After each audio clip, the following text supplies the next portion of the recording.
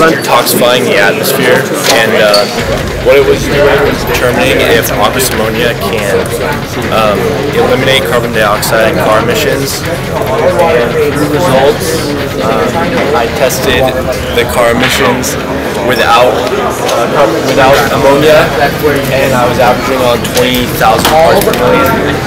And once I added the ammonia, the parts per million went down to about 1,000. So my hypothesis was proving correct. How did you come up with your idea? I just was searching the internet and figured out that ammonia reacts with carbon dioxide and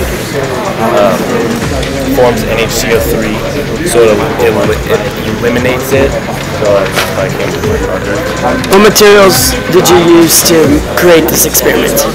I used PVC pipe just from Home Depot and a Spark Sentio sensor. Thank you. Rolling. Shit. What is your project? Our project is electric heat, and we came up with this idea watching a video online off of YouTube. It's just a guy making this thing. I thought it was kind of interesting, so I decided, hey, I can make that. So I did. What materials did you need to create this experiment? We needed sodium acetate, silver nitrate, formic acid, and ammonium hydroxide.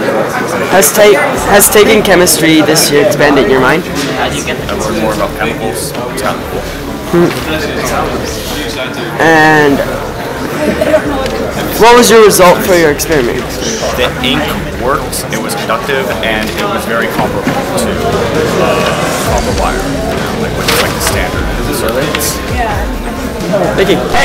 So here today again at the Science Expo Science Fair, I'm here with William Vasquez. So, William, tell me about your experiment, like how'd you come up with the idea? Basically, my group, Max Balzer and Devin, we really like baseball a lot. So we wanted to see which bat hits farther, maple, wood, or ash. And that's how we just picked it. We wanted to see what baseball hits farther. Our experiment was we grabbed basically 2x4 and we connected it with hinges and screws, and then we used metal straps to strap down the bat. And in the spring, supposed to coil it back, and we used a tee or a cone to hold the ball up. Yeah, basically. Okay, so those are some of the materials too, I see. Yeah. So, let me ask you this. So after taking AP Physics this year, how's that experience of mine? It really just showed me how everything has to do with physics, no matter what, everyday walking, playing sports, just everything, how everything's done, and it was just really cool to learn how much physics is in your everyday life. That's cool. Well, show us some of the results. Well, our aluminum bat hit the farthest out of the maple and ash. It 9.26 meters was actually pretty far from what we thought it was going to be. The best bat that we used was maple. Maple hit the farthest out of the wood. That's why in the MLB they use maple, because it hits the farthest. So yeah. Yes, that makes sense. And lastly, do you see yourself in a scientific field later in life? Well, I guess engineering, physics has to do with engineering, so engineering. Definitely, yeah. Definitely. Well, thank you for your time. You're welcome. All right. So I'm here with Emerson Keys, and he has taken biology this year. So Emerson, tell me about your project and how you come up with your idea.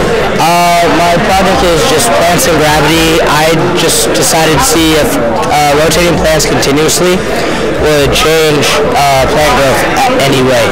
And I just kind of came up with it, random ideas, just spitting stuff out there, and that came out. And some of the materials that were actually required were some cups, definitely a water source, some seeds, and a rotating platform of some sort. Cut. Good job. Science. Thank you. Thank you. Please read.